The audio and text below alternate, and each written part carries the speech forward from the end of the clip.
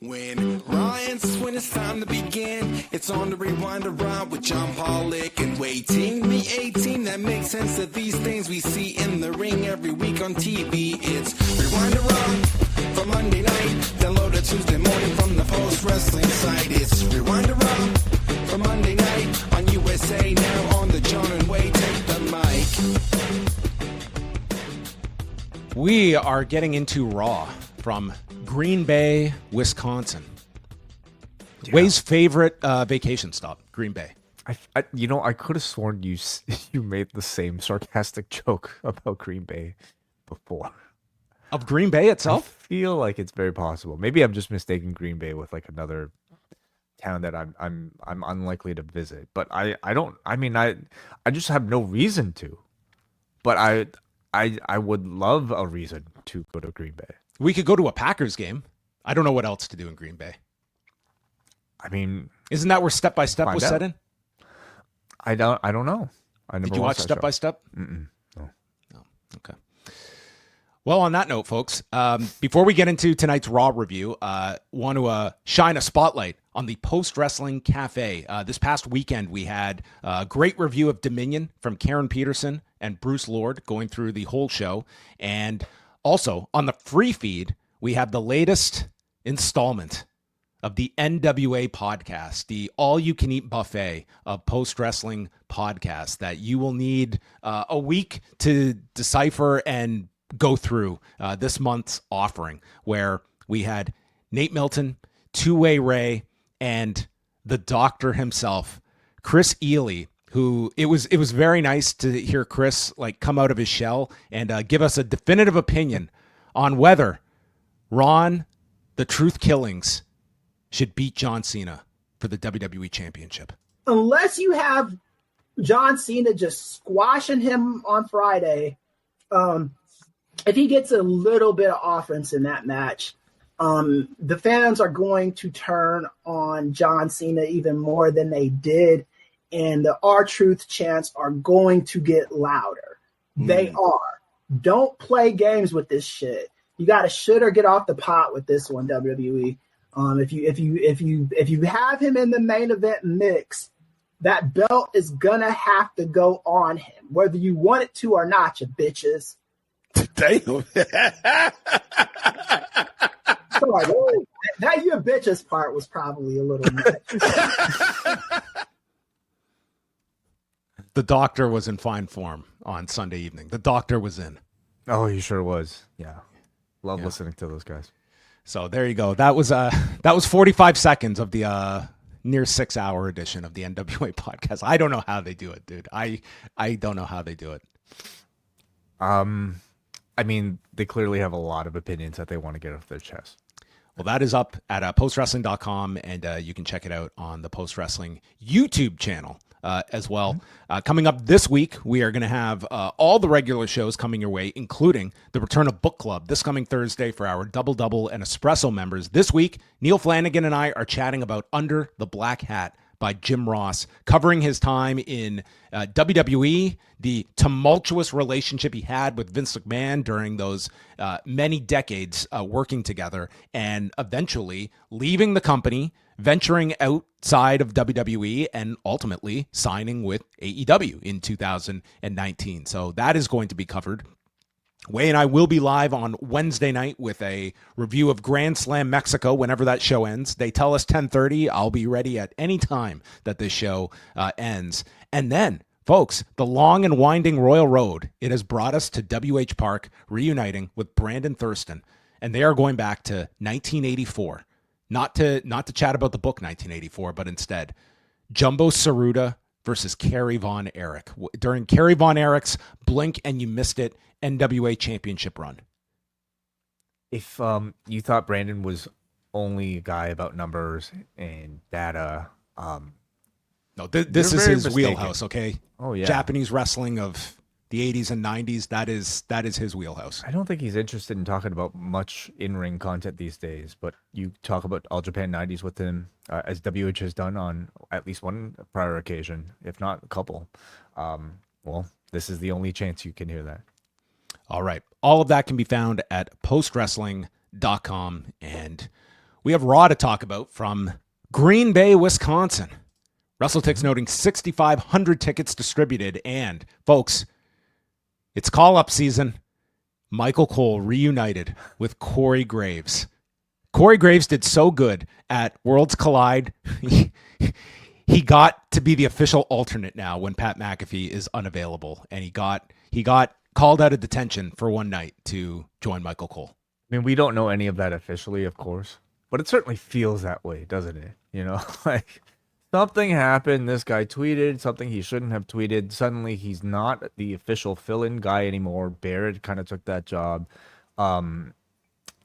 Ends up doing really well and gets great reviews for this like Worlds Collide show, and seems to have, like, he even tweeted out, like, seems to have learned his lesson, I guess, you know, maybe like has kind of publicly like repented, or at least, you know, written, I will not do this again enough times on the chalkboard to, like, you know, have had his detention. Now he's out and he can be the fill-in guy on Raw again. Yes. I was waiting for him to stand on top of the desk, though, and shave his head and say, Corey Graves is dead. I'm Matthew Polinsky. Okay. Yes. Mm-hmm. So there you had it, the two of them. What if we had gotten, was this the closest we ever could have had to Michael Cole and Conan on Raw? I would have been tremendously entertained. Never say never, I guess. Liv Morgan, who would be we should talk about Liv Morgan, but her and Dominic came out to start the show. They recapped the Nikki Bella attack. Nikki was not on the show this week, and Liv just went over it, calling this her division. Nikki learned that the hard way, and that she paved her own way, and she wants a rematch with Io Sky that she never got for the title. So Io comes out, and Liv thinks that she should just hand the title over. Io says, you can't steal this, just like you stole Dirty Dom. And she teases handing the belt to Liv, but then drop kicks her, sends both her and Dom out of the ring, holding up the belt. And, well, you definitely came out of this segment thinking that, okay, well, we're going to get Io and Liv probably pretty soon. And by the end of the night, those plans probably have been thwarted. We'll get into it later, but, you know, Liv having a match with Kairi Sane later in the show, and within seconds, dislocating her shoulder, and the match was called off. So if we get an update before the show ends, we will pass that along. But, I mean, this could be a case where she could be out for an undetermined amount of time, but probably puts any immediate plans at least on hold for now. There are major repercussions as a result of this one person getting injured. A lot was being built around. She's figured into a lot of stuff. Like, obviously they were building up. Like, I was figuring this Io match maybe as soon as Night of Champions, if not Saturday night's main event. And Evolution, obviously she was going to be in a big match. And we shouldn't say, like, we don't know, like, how severe this injury is. Like, it was a dislocation. Which could be anything from like a quick amount of time to something it could that requires surgery. Even. Yeah, like that's what Sami Zayn like had to go through that time. Just threw it out of the socket, and he ended up having to have he had to have surgery on both shoulders at one point. So yeah. Really, I mean, listen, it's never a good time for somebody to be injured. Yada yada yada. But man, for her, like, she is coming out at a point now where even though she doesn't have the world championship, it still feels like the spotlight is on her. She's somebody who's successfully come out of the other side of having a championship reign and has successfully kind of escalated herself into another level. And that's mainly, obviously it's due to the good booking, good storylines, Dominic Mysterio as well, but it's due to her own abilities really just leveling up. And you could see just even in this opening segment, her confidence is just like at a very different level now. I don't know what they taught her in that Japan movie shoot, okay? But clearly it's like she's brought something back from whatever experience was there. Maybe even just like the confidence of being cast in something like that has kind of translated into like what feels like somebody who is a very naturally charismatic person on screen now. You know, I would say for the first year of that like title run, and the lead up to the title run, it felt like she was still, there's an real element of seeing her like try to fake it until she made it, and she did a great job of that. But now really she feels like she's embodying this character, and she knows exactly what the voice is, and she knows how to command the crowd. So very unfortunate to see to see this happen to her right now, and hopefully it's not going to take her out for too long. Yeah, I mean, it was going to be a very big period for her. Like, she is the lead heel on Raw for the women, and when you figure like the Judgment Day stuff and the stuff she's been teasing with Raquel, with Roxanne, with Nikki, this thing with Io, like she had her finger in all these different programs that were all, she was kind of the nucleus of all these different programs that were circulating on the Raw side. So backstage, Liv tells Raquel to go out there and win in the Fatal 4-Way Queen of the Ring match, where we have Ivy Nile, Raquel Rodriguez, Stephanie Vaquer, and the returning Asuka in her first match in 13 months. She's sporting a knee brace, as they explain the injury she had while she was out. And Corey Graves states, there are few people that like being called a pit bull. Ivy Nile is one of them. Mm-hmm. Pitbull. Vaquer goes for this dragon screw onto Asuka's bad knee. She tries for the devil's kiss onto Ivy, but is stopped by Raquel. The crowd boos this. They just want the devil's kiss spot. And then with a snapmare, she goes for the devil's kiss to Raquel, but Raquel lifts her on the shoulders, and a head scissors takes Raquel over the top. They land on the edge, and that is where she hits the devil's kiss. So now this is the move that we tease and then deliver to people. I mean, yeah, it really has been since its debut on the main roster, right? So it tells you like really whatever they were building up in NXT has successfully translated over, and now it's interesting to see the crowds just suddenly, rather than do the Booker T, like, they're just like instinctively counting it, and I'll take that over, a grown man much like more climaxing. Well, it's a much more PG version of it, and yeah, I guess like with family and children, that you're not necessarily going to want the Booker T version of it, but it's just as over, to all of these crowds nationwide. It feels. So Raquel, Vaquer is selling her knee throughout the back half of the match. Vaquer gets hit with a Tahana bomb, but Rhea Ripley appears, yanking Raquel out for payback, and hits the Riptide on the floor for the big pop, rolls her into the ring, and it's Asuka hitting, don't call it a hip attack, the Empress Impact to win in 15 minutes and 49 seconds. So Asuka will face Alexa Bliss this Friday on SmackDown in one semifinal. Jade Cargill faces Roxanne Perez next Monday in the other semifinal. Mm-hmm. I thought it was a very good match. I thought Asuka, I mean, these year-long layoffs probably can't be easy at all, especially when you get older in age. Not to say like she's showing it at all, but it probably is a lot tougher to like, just snap right back into it as compared to maybe when somebody is younger. But I thought she did great here. The entrance, first of all, looked amazing. The aura was in full force, but I thought in ring the striking looked great as well. And in terms of like, cardio, like, I don't know if these sort of four-ways are really hiding anybody. Like they are going at least what I'm seeing in between the commercials, like they're going at a pretty high pace. You tell me, did you watch live? Did you watch Smash Live? I didn't watch through the commercials. No. Oh, okay. Like none of us saw the commercial-free version. Maybe they were just sleeping for, and really catching their breath for the commercial-free version. But from what we saw that was actually on air, they were going at a really fast pace, and Asuka was pretty much featured in the entire thing. Yeah, I thought Vaquer looked very good in the match too, as well. Like she's really acclimated well to the main roster. Yeah, and the audience to her, and I love that they were profiling Asuka and Vaquer as this sort of like dream match scenario. Although I don't know if Green Bay necessarily took to it as much as like maybe we were all supposed to take it.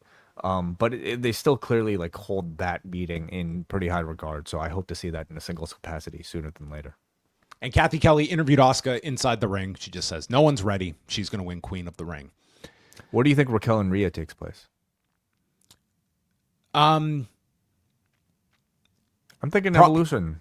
Yeah, yeah, probably Evolution when you think about it. I mean, there's just all these shows now that like you could put them anywhere, but I guess you want Rhea in a pretty big match. It'll just be really interesting to look if this Liv injury affects things, like if that's like this House of Cards that changes a lot. Like she was very key to that whole Bella's program. Like Yeah, I think Nikki would probably need a different opponent, but they do have Roxanne Perez, who's like almost a perfect person to step in and take her place. Balor being the guy to say, no problem, we've got Roxanne to step in. Roxanne can be Alexa, or sorry, to be Liv. Exactly. So like you this do can have actually that. help whatever story they're telling with her. So then we have a Fanatics Fest coming up this weekend. You going? Nah, I don't. They've only been reminding us since last year's Fanatics Fest ended that this is coming up. So we've got a SummerSlam press conference on Saturday, and Sunday they're doing a Canelo Bud Crawford press conference on YouTube to set up that fight for September. Judgment Day are in the back. Raquel is icing her neck after the riptide. Liv needs her for the match tonight, and Raquel is not cleared and can't do anything. So Liv says, well, fine, I'll take care of it myself. I won't lie. She needed her. I had this in my mind, and then watching that spot, my immediate thought was that this is just the Fit Finlay spot. Like she's just doing, because it just looked like such a nothing like spot, and that this is going to she's just like playing possum here, but that was not the case. So anyway, she is going to go it alone, and then we get. I'm really enjoying this Finn Balor character. I think I say it every week, but I really enjoy these segments. So JD is asking Dom, why did you put me in a match with AJ tonight? I thought we were going for the tag titles. And Dom explains that, well, he's getting close to my Intercontinental title, and I've got to have someone take care of him. And Balor was going to go out there with JD, but Dom says, you were supposed to take care of AJ a few weeks ago, but you didn't. So maybe you can hold down the fort back here. And Balor has this look on his face and just smiles. You're right. You should go out with JD instead. So Dom leaves with JD, and then Balor just shifts his focus to Roxanne Perez and says he has a plan for how Roxanne can help Liv, as Raquel, who I think is like she is the one that knows everything that's going on here. She just watches all of this, and it's like Balor's got everyone just fooled here except Raquel, who I think is the key to this whole thing. I really like this, the way they are using this Balor character. And they might have a creative way if Liv is going to be unavailable of this kind of this backstory that they have with Roxanne, and Balor is the manipulator, that they can weave some of these problems that they could be facing. Yeah. I definitely think they could work with this. I think they've done a very good job overall of drawing the lines of tension between the several members of the Judgment Day. You have Liv and Raquel, who are against Roxanne together, but now you also have Liv being disappointed in Raquel consistently and having some sort of thing going on between the two of them. You got Balor and Dom's thing, and you have Balor and Liv's thing with Roxanne by Balor's side. And all of these guys hate each other, but no one is willing to just say it to each other's face. So in all of these backstage segments, you get this very uncomfortable, fake smiling tension in all of their interactions. And you're just all waiting for it to boil over, soon. Is this also the worst Judgment Day set we've ever had between those two shots? Are we realizing that maybe Carlito was the one responsible for... He was the interior designer of the Judgment Day. Yeah, from town to town, he would just haul all the... he got the set, chains, in the divorce, skulls and stuff. Yeah. Like this was just, by WWE standards, this was like a pretty bare bones setup that they had. Yeah. Mm-hmm. Gunther comes out, your new world champion. He gets a lot of boos. He admits Jey Uso was the better man at WrestleMania for one night, but every other night I am untouchable. I have heard the rumors and chatter about what is next for me as the Goldberg chants begin, and he shuts them down, saying I embarrassed him in front of his family. And then he changes his focus to Seth Rollins. I know this is what you want. I'm the target, and I'm right here. But before Rollins can answer, Bill Goldberg comes out. He is sporting his new line of Goldberg's Last Ride shirts. And I don't know if you noticed this, but 58-year-old Bill Goldberg, he was walking gingerly out to this ring. I think this guy is probably putting himself, when Goldberg prepares for these matches, this guy goes into overdrive preparing. And I am sure that he is putting his body through ungodly preparation for what will probably be a 5 to 6 minute match. But I mean, just watching him walk out here, it's like, man, this guy is. I don't know. I don't know how he is functioning health wise. Well, how many steps do you need to do to deliver a spear? Well, it just has to be 3 to 4, steps. depending. So he comes out. He's congratulating Gunther on becoming the champion, but says, "You started something in front of my family in Atlanta, and I'm going to end it in Atlanta on July 12th at Saturday night's main event. You're mine because you're next." And Gunther brought up all the various Rumbles and Chambers and Money in the Bank and King of the Rings that everyone else has to jump through. Goldberg said, "F that. I've got the title match in 3 weeks." And we got a graphic, and that's how we get title matches, okay? Once you hit 58, you get to call your shot. You know, you and I will question it, and I'm sure like every real, like, I mean, there's several online fans are going to question it.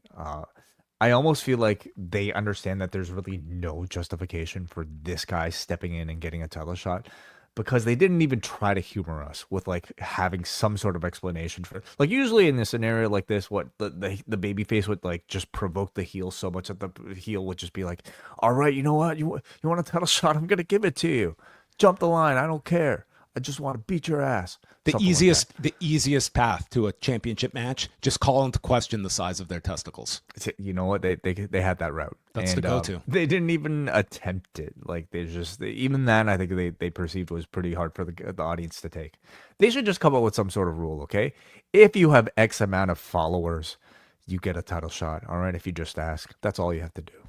Okay. Combine across your social media platforms. I don't even know what Goldberg's follower count is.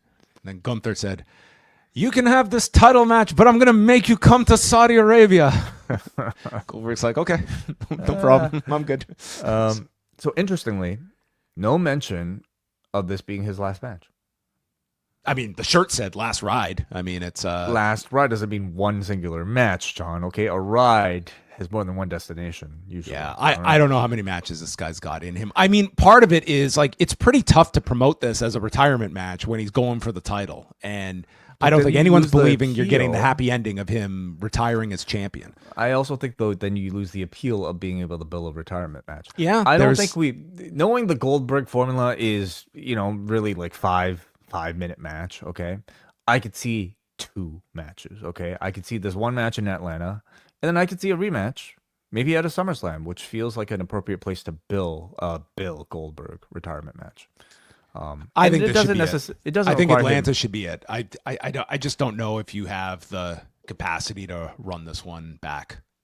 Well, I think he could lose the first one, or like shenanigans in the first one that makes Goldberg look good coming out of it, and Goldberg can put the title or his career on the line for the rematch. I just think they want to probably milk this for all it's worth, and probably. Well, if you're gonna get a second match out of it, does that open the possibility of you do like the ultimate heat spot and it's Rollins cashing in and beating Goldberg? Absolutely. Yeah. But then like I don't love that, because then it just necessitates a rematch for in people's minds for a Goldberg versus Rollins match, and I don't think they want to draw that interest out of people. I don't think you're going to get much juice for a Gunther Goldberg rematch. Like I really feel for his retirement, I think you will.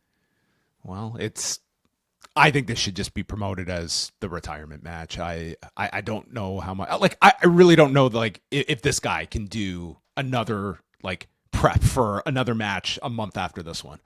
Yeah, I guess we'll see how this match turns out. I mean, it could be a quick one. It could be like I think this one's going to do really well on NBC. Like this does have the appeal. Like this is a good match to put on free television as opposed to like a pay-per-view or something like that. I don't think this match is going to sell like a ton of tickets to SummerSlam. Like it's a cool thing, but NBC is a good place to put this, and in Atlanta. I kind of feel like Goldberg in a stadium in a retirement match like would be a big thing for a stadium. Like would be very stadium appropriate. But yeah, let's see what they do.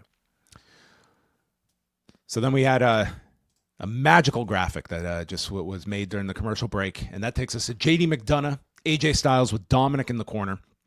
Graves noted that JD was born with the skull of a Minecraft character, as they were talking about his the size of his head. Crowd started singing for Dominic. Graves identified the Ushigoroshi, which Cole says, I haven't heard that in years. And Graves called that a deep cut. From who, I guess? Yeah. Should have watched the Goto match yesterday. And then, twice in one night, Graves cites the Pitbull mentality of AJ Styles. Another deep cut. AJ knocks JD off the turnbuckle, and then I don't know what happened here, but AJ is like caught on the top. I was thinking, man, did this guy just tear his groin? Because he was like not getting up from this seated position, and it took just enough of an uncomfortable amount of time before he got up, and then Dominic got onto the edge of the apron. I think he was waiting for AJ to get up so he could be there for the distraction spot, and AJ is distracted, but then subverts JD, transitions to the Styles Clash, and wins in 10 minutes and 37 seconds. But this was a very weird ending to what was otherwise a fine match. Yeah. I thought it was relatively standard, but I thought overall, I thought both guys looked good. So he hit Dom with a Pele kick. Balor saves Dominic by pulling him out of the ring and away from a phenomenal forearm. So AJ picks up the IC title, and the three surround the ring. AJ just sneaks out and leaves with the belt. I was just going to hold on to this, but he'd hold on to it for about 10 minutes. Sheamus hangs out with his pals, the new brawling brutes of Maxine, Natalya, and Akira Tozawa. Yeah, I think the team of Natalya and Maxine have an actual name. Unofficially, at least. The Dungeon Dolls? Dungeon Dolls, yeah. They have. I think that's what they're calling themselves, but they haven't called them on television yet. Yeah, but they have a T-shirt already. If you've got a T-shirt, then that's as official as it gets, right? Is that on WWE's site? Okay, I think so. Well, then I guess they're comfortable going forward with it. Yeah, it's shop. Yeah. Are they positive this is not like a porn site or anything like that? That I don't know. I have not, because they have a stellar record when it comes to checking on. We shall see. Porn sites, strippers. I mean, you gotta. Yeah, Blake Monroe. We shall see if that continues tomorrow. So, Sheamus checks up on Otis and is told he's coming back soon, and then Natalya tells him, "Please take care of Rusev for us," and Tozawa instructs him to kick his ass. You got it. You got it all. Yeah. Bayley walks by the. I don't know why that was supposed to be funny. Okay, I don't know. I didn't know what Natalya had against Rusev. I mean, this is a new. Get Tozawa. They beat up Tozawa. Yeah, but what does Natalya care? Well, she's part of the Alpha Academy now. Is she? Kind of, yeah. Okay. She's friends with them, at least we can assume. The most useless segment of the night. Bayley was walking by towards the arena when New Day are off chatting with Waller and Theory, who are arguing. Yeah. I get the sense Waller and Theory are not on the same page. Do you get that too? I think this is all a ruse, okay? This is all part of a, they're part of, this will all fit into Dwayne Johnson's 2 steps ahead plan. Whole part of the show, man. Yeah. So Bayley comes out and she pauses, awaiting the crowd to start singing, and even acknowledges it, but they never get to singing. They just start chanting for her. I'm betting at least 5 people were trying to do the Bayley song. And then they got nervous when she put the pressure on them to sing. Or at least the rest of the audience just they didn't quite get it. And you got this very awkward moment where the whole crowd in unison were trying to think we should be singing something. And the best they could come up with was, "Let's go, Bayley," which is not even a song. It's just no. They couldn't even do the Dom song for them. That seems to just insert Babyface's name. Not in Green Bay, no. So Bayley states that she's never taken any of this for granted. Being in front of you people, this was robbed from me before WrestleMania and a chance to go for the tag titles. But says. And I understood what she was saying, but the way it came out, I found amusing, where she says, "I don't just do this for the big nights. I don't just do this for WrestleMania. I do this for all the places, even like Green Bay, like places like this. I even do it for our B towns, like Green Bay. It's a line kind of like, I'm willing to go to hell to face you. All right. Yes. I mean, yeah. I even show up at places like this that's got 6,500 people. She tells Becky that you didn't break me. You made me stronger. Becky's always been 2 steps ahead, but I'm catching up. I'm climbing. So Becky is called out. She comes out in Chicago Bears gear, prompting a Bears still suck chant. Becky says that Bayley accepted being second fiddle, but not me, much like the Packers, which was a good line.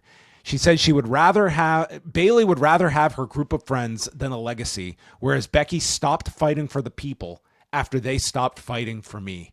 And says they've also stopped fighting for you, Bayley, because when I returned at WrestleMania, no one cared that you weren't there.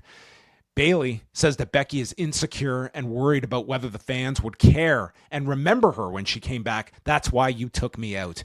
And it leads to a challenge for the title. Becky says, not here in Green Bay, not here in this B-town. She says, and it's not for my title. See you in Columbus, which we would later learn will take place in Columbus next week and will be for the title. Yeah. I mean, so Becky initially didn't want the match to be a championship match, but Aldis granted it. How many followers did Bayley have? Did we check? Quite a bit, I bet. Okay. Yeah, So I don't know. We got to ask. Didn't Brandon have like a whole study of this? Yeah, The Rock dwarfs everyone combined. Right. Well, he could get any championship match he won. Join the ride that The Rock is taking him on. Never gets old. I thought this was a really strong segment, personally. You know, I thought like this felt like 2 seasoned veterans with a ton of combined experience coming together to have like a really great in-ring segment. We've been watching these two for like more than 10 years now develop, and we've seen them evolve in a lot in their own ways, kind of separately, and to see the both of them together now, it makes you really appreciate how far the both of them have come. I thought the back and forth had some really like good, thought put into their attacks. Becky criticizing Bayley's acceptance of being second place in relation to, I guess, when we're thinking back to the 4 horsewomen, if there are 4 and we're to rank the 4, as far as like what maybe a company picking sort of pecking order, maybe it'd probably go Charlotte, Sasha, and then somewhere in 3 and 4 would certainly be Becky and Bayley. So I think having that association between the two of them and having Becky say, you're comfortable being in the back. Well, I wasn't, and I did something about it. I thought that was a great line. Bayley coming back by saying that Becky thinks too much of what other people think of her, I thought was also really strong as well. And it really was about as much as she could say, because I don't know if there's that much more else, but I thought that was actually a really strong comeback as well. I thought both of their energies were really strong in that Becky, I think, as this obnoxious heel, still comes across really strong, like feeling almost like she's betrayed from the audience, and therefore she's kind of lashing out in this like bratty sort of way. But Bayley, I thought, came across really like a strong heroic figure here, so I liked it. I was waiting for Becky to cite that Chris Van Vliet interview that Bayley did before the attack aired, and teasing that, when it comes to not getting my praise, man, by the time people see this interview, there's probably going to be more. She's like telegraphing that the Mania attack is coming. So it's almost like she knew it was coming up. Oh boy. Kathy Kelly had a hilarious interview with Jey Uso. She's like, you're coming off a minor setback last week. I'm like, a minor setback? You lost the championship a week ago. He's like, yeah, we're 1-1. I respect him. He respects me. We're going to run it back. So the man got over it in record time. Yeah. Translation, I don't think I'm getting my title match this cycle. I don't think I'm getting it for a little bit, but we'll see. Could be SummerSlam. Minor setback. AJ hands the IC title over tonight's acting GM on Raw, Nick Aldis, who wields all the power this week because he makes a match between Dominic and AJ for Night of Champions. And then Bayley enters, and Aldis confirms that she will get a title match with Becky next Monday. So Bayley goes to leave, and she runs into Lyra. And the source of every feud in wrestling, Bayley did not respond to Lyra's calls and text messages for 2 months. cardinal sin for a babyface. That's just bullshit. Like, what else were you doing? Yeah, it's not. What was her excuse? What was her excuse, really? She What said, did she say? "I'm sorry, I didn't get back to you. I'm doing what's best for me regarding going for the title." And Lyra says, "That's fine, but if you win, I'm going to do what's best for me." So Bayley did not give any solid answer. Like, sorry, I changed providers, or, they might sponsor us, but Cricket Wireless sucks. No, she did not Nothing. say that. Dude, if you got Phantom attacked, and you did miss the first night of WrestleMania, just like Bayley. So if I had texted you and just said, "Hey, how's it going?" Nothing for 2 months. Yeah.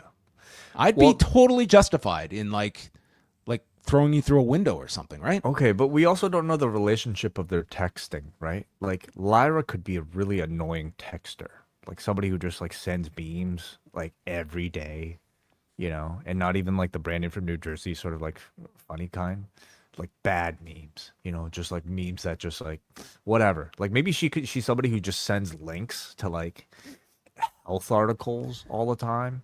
Like, maybe she sends a bunch of, like, like, questionably political stuff that you don't really want to respond to. Hey Bayley, just wanted to see how you're doing. You haven't taken any vaccines, have you? I mean, we don't know. There could be a lot of articles about birds, like photos of birds all day. Yeah. And understandably, Bayley, environmental nut, maybe. It could be. And in that scenario, you can understand why somebody wouldn't respond for 2 months. Yeah. Okay. Maybe we're not giving enough credit here to the texticate of Lyra. We just don't know enough. Yeah. Okay. But I think with this, I think also with like the very dark eyeshadow seemed very suggestive to me that they may be teasing a heel turn for Lyra Valkyria, which I think is a great follow-up. How perceptive, boy. Oh, listen, come on. They don't do this makeup. This was nothing. the same tell when Oli did the turn on the darker eyeshadow. Yeah.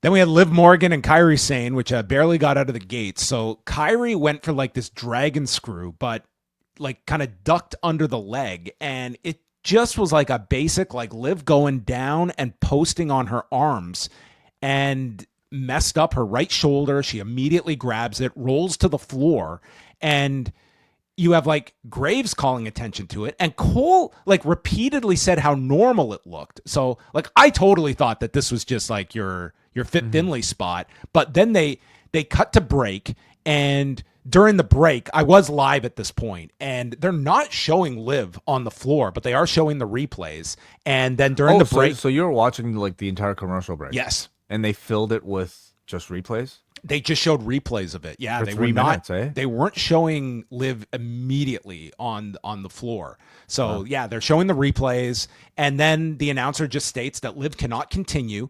And I will say this for Kairi, like this was like a lot of times you'll get like, your match is falling apart. You're thinking about the performer. It was like Kairi treated this like this was real, and I've got this win, and she just like sold it like a win and celebrated. And for Kairi, this is the second time in a month she's been in one of these situations, where a month ago she was in the Rhea Ripley Zoe Stark match as well.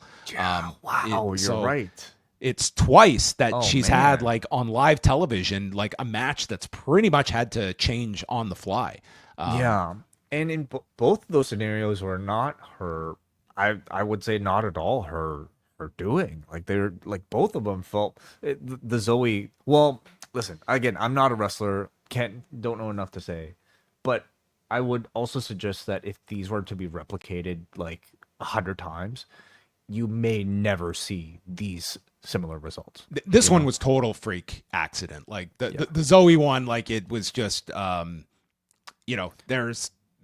Can you argue timing? Can you argue positioning? Yeah. Maybe, but like again, we're not wrestlers. We can't say that. But this one, it was just like you saw Liv. It was like she posted her arm, and it was just like I don't know if she's had like shoulder issues. If this were something that like she had like any issues with her shoulder in the past. If this was a totally fresh injury as well, but yeah, I mean, sometimes you can just like work through this, but like sometimes it can be really serious. Like this could necessitate surgery. I'm really, I say this every time. I might sound like a broken record by this point, but boy, am I glad that we are past the point where we are encouraging people to work through like even something like this.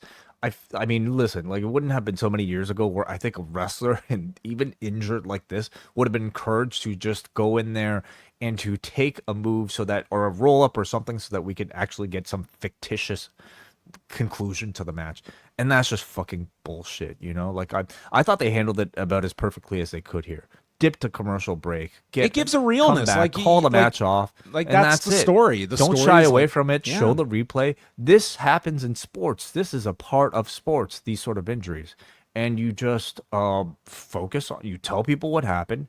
Then in professional wrestling, you write around the result and hopefully come up with something even more interesting than what you had initially planned. Completely agree. So Kathy Kelly interviews Sami Zayn. He's got his match with Randy Orton on Friday in the semifinal, and he talks about going for the title. This time it feels different. And Karrion Kross walks in stating nothing is different and says that Zayn is the definition of insanity. He does the same thing over and over with the same results. And you're facing Orton, who is diabolical. You're going to lose. He's going to become a 15-time champion, and you will stay at 0 title wins. Zayn calls Kross a coward because at least I go out there. You talk a big game, but you never put yourself out there, whereas I do, and when I fail, I build myself back up. My focus is on King of the Ring, but the second it's over, I'm going to Adam Pearce, and we're going to have our match. And Karrion Kross, totally out of character, says, it's about time. Mm. See, this plus like Zayn's interview feeling that there's something different about this one compared to the rest tells me he's probably not getting past Orton like in this tournament. I just don't know. Because clearly he's building up to something with Kross, and I don't necessarily see him doing that either as a King of the Ring finalist or certainly not as a potential, title contender. Is he more valuable though on the Saudi Arabia show than Randy Orton? Not. I think that's debatable, and also it doesn't mean he can't be on the Saudi Arabia show even if he loses the semifinal. I just don't. You could throw him and Kross on that show. I would just say, like, even if you're doing this failure story with Zayn, like there is a bit more impact. Like he gets to the finals and loses. Like you can ultimately do it. He could lose to Orton. He could go to the finals and lose to. Now sending him to Saudi to lose. Wouldn't that put whoever's on the other side in a tougher position? Like, which you would think would be Cody. Yeah. Like, would they necessarily cheer Cody over Sami Zayn? They could. Like that's it's possible. I don't know if. I don't know. I'm just sensing like from listening to the interview and from seeing this Kross interaction and like the challenge to Kross post King of the Ring. It just tells me he's probably losing to Orton. Unless they're doing an angle. Like I don't see Zayn just winning straight up on Friday. It would only be this, you do something where Orton is taken out by someone or something. You do some kind of run in, but you would probably lean toward. And like honestly, like Cody and Orton, like that's a really big match to put as the final as well. The final match is so next week we've got the Becky Bayley title match, Jade Cargill against Roxanne Perez, and Cody will take on the winner of this fatal four-way with Jey Uso, Rusev, Sheamus, and Bronson Reed. Jay's ribs still taped up, and Reed slams Rusev through the covering on the desk. Sheamus goes over the barricade, but then he rises up from behind like Jack Nicholson, and he hits Reed with the 20 beats. Michael Cole citing Don Morocco as the first King of the Ring winner. So now our King of the Ring history now extends to 1985. So that is the actual first King of the Ring. That's the actual first time they did one, when it was just like they were doing these on house shows in New England. All right. So Sheamus hits the white noise onto Reed. Him and Rusev just beat the hell out of one another. And then it's Rusev getting the accolade on Jay, but Sheamus knees him and then knees Reed. There's a brogue kick onto Rusev. Reed breaks that up with a senton, and Reed climbs to the top, hits the tsunami, and Jay has like his last gasp of effort to break up this fall. Like, he just barely gets over there to knock off Bronson Reed. And then Jey Uso hits the weakest looking spear I have ever seen onto Bronson Reed. Goes for the Uso splash, but Braun Breaker appears, stopping the Uso splash. Zayn shows up, attacking Breaker. He posts him and goes for the haluva kick, but is stopped and is press slammed over the desk by Breaker. Then Penta appears out of nowhere, and we're watching this from the perspective of Braun Breaker, who is on the floor. So this angle was like insane. Penta does a tope con hero, and dude, Braun puts his arms out to catch him and caught nothing. Penta just smacks onto the floor. And this is why it's like, dude, you can get like a freak injury like Liv Morgan on just a simple posting, and then this, it's like Penta just gets right back up from this and was fine. But man, he was not caught at all here. He just took a back bump right onto the floor. But Braun's out from this phantom con hero. Reed then hits a DVD to Jey when LA Knight appears. At this point, I'm like, dude, the House of Torture was just the appetizer for this, because we got everyone running in. He knocks Reed off. Then there's a super kick by Jey. Jey follows with a spear and Uso splash, and it's Reed eating the fall as Jey Uso wins, and we will get Jey and Cody Rhodes next week. End of the show, Seth Rollins comes out, and boy, he was supposed to look pissed, and boy, he had quite the method actor here, as he's like contorting his face and turning red. And then Cody runs down to stand up to Seth, and Green Bay is chanting, "Holy shit. Holy shit." Could you believe it? Cody and Seth in the same ring, and Rollins departs, because we're not giving you this in a B-town, and that's how the show ends. It ends with Cody and Jey Uso having a bit of stare down, and then doing the sort of Predator handshake as a tee up to their match next week. So that would be, we're down to our final four coming up on SmackDown and Raw with, I think everyone assumes Cody for sure in the final. And no, can we? I mean, listen, it's Jey Uso coming off of a World Heavyweight Championship reign. Okay. I think a lot of it hinges on Sami. If Sami gets by, a Sami Jey final feels like it's appropriate, just given their shared connection. I don't completely rule Jey winning, because you can always have somebody get involved to cost Cody to break off into, it could be Rollins, coming in and costing Cody the match, for instance, or getting involved just costing somebody somehow. So I don't rule that out. But in this match, a lot of run-ins. But I mean, I thought all of it. Listen, like with these multi-person matches, I think the understood purpose is that one person is going to enter the tournament, but the others will get storyline coming out of these four-way matches, and they more than achieved that for this one. They broke into, Bronson Reed versus LA Knight, Braun Breaker versus Sami Zayn, Breaker versus Penta, Rusev versus Sheamus, all just it from this match alone. Also, like Cody and Jey obviously coming off of it. But before that, I thought like the interaction between like the three giants and the injured Jey Uso made for like a really easy to understand sort of dynamic for Jey Uso. So I thought it was like an entertaining, main event despite the run-ins. What if they could send Braun Breaker to do the G1 and Rollins gets Don Fale for the summer? Would you prefer that? Yes, I would. Very much. Yeah. I don't know about that. No. That was Raw. Kind of overshadowed by like the injury to Liv, and sort of like what the extent of that fallout is going to be, how significant that is, just of all the different stuff that she was involved in, and especially like the Bella stuff that could throw a wrench into. But I think you could do Bella. There's ways around it. Yeah, Raquel versus Roxanne. Like Roxanne steps in to be one of the tag team champions. Yeah, you could certainly do that, but it's like the heat was on Liv from the promo, so it's like you have to cover that ground. But that's And Roxanne and the Bellas have history. Like Roxanne and Nikki have that spot. It was part of the reason I could have seen like Roxanne being a part of that match if you did like like Io with the Bellas against Roxanne, Liv, and Raquel. Just they have established that history with Roxanne with the Bellas. But you could certainly go the tag route there as well. But Liv being out for any significant time, like it just does throw like a ton of stuff up in the air for sure. It does. Hopefully, it's one of those cases where the like injury only makes people miss her more, and when she comes back, will probably be like a high level baby face, or at least that should be the hope. Like, remember Rhea had a similar trajectory for her run in the Judgment Day too.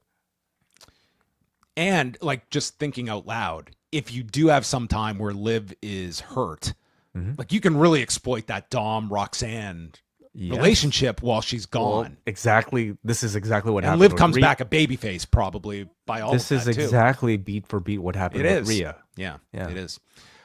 Did you, the last thing before we head off to feedback, did you see the Zoe Stark story today? No. Someone put out an AI video of Zoe Stark announcing her retirement.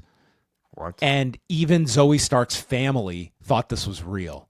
And Zoe had to make a video basically sarcastically saying that was really good, but it's not true. And dude, this is the new frontier, okay, of like everything, okay? This is not going to be an isolated story we talk about where it's stuff that's going to be AI generated that gets debunked by performers. But this was a first for a wrestler having to unretire because people, including her family, thought she had retired on this video they watched.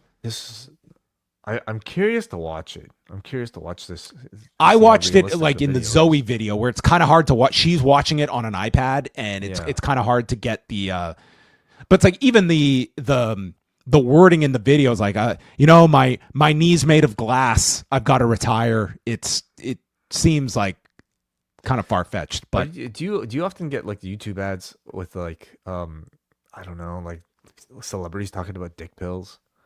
Like, it's preposterous. Like, it would never happen. Like, Sylvester Stallone, no matter how much money he might be, be in need, I don't think he'd be doing this sort of ad. But it's like, I guess it's so easy to fake these days, and there are no laws, or at least clearly, like YouTube doesn't govern the stuff close enough to like forbid this sort of thing from happening. Yeah, I see a screenshot of it here. This is awful. Just awful. But she took it in stride. But it's like, do not think that this is going to be this is going to be the challenge of a lot of media is going to be all of like this stuff and how much more advanced it's going to become and how convincing it's going to be. Sure. Yeah. Anyway. All right, we're saying goodbye on the YouTube channel. On your way out, don't forget to hit subscribe and like the video. We are here every Monday, Wednesday, and Friday following Raw, Dynamite, and SmackDown, but you get the XL edition if you subscribe over at postwrestlingcafe.com. Today, Wai and I started off the show with 40 minutes of news going through an interesting lawsuit that has been filed against Jon Moxley and AEW, a recap of the New Japan Dominion card, going over the G1 announcements, TripleMania Regia, and Wai's analysis of Alberto El Patron and El Hijo del Vikingo, and big news pack. So 40 minutes worth for all of you Cafe members out there. And we will be back on Wednesday after Grand Slam Mexico. Yes, we will. We'll be back throughout the week. I'll be back for the Wellness Policy tomorrow afternoon with Jordan Goodman and Neil Flanagan. It's our monthly. Honestly, at this point, it's the only place where we take phone calls in the Post Wrestling Cafe. Anything. So join us if you want to call in and chat and just see how you guys are doing. So that's tomorrow, 1 p.m. Eastern time at YouTube. All right. That's it for us. And now we head on over to forum.postwrestling.com.